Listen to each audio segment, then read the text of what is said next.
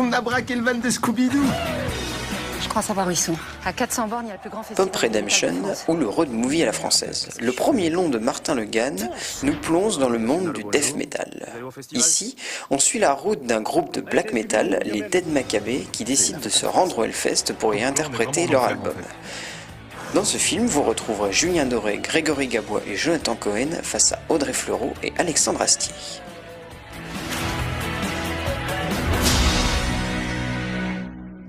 Doesn't matter if they love you, if they think you're a murderer.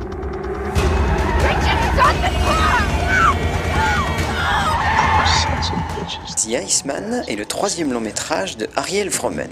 Celui-ci décide de nous conter l'histoire de Richard Kuklinski, un tueur à gages pour la mafia new-yorkaise qui aurait à son actif, selon la police, plus d'une centaine de meurtres.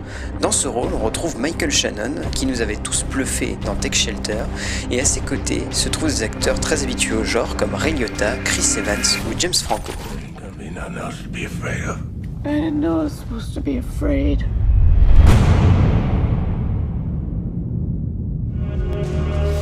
If we are going to survive this, you must realize that fear is not real.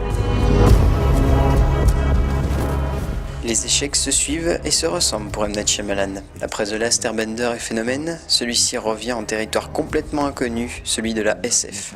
Et il plonge Smith, père et fils, dans un film de science-fiction aux allures post-apocalyptiques, où il nous conte l'histoire de Cypher et Kitty Rage, qui atterrissent en catastrophe sur la Terre 1000 ans après le départ de l'humanité.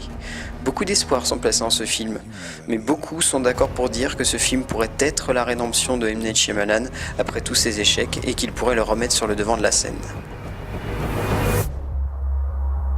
This is Earth.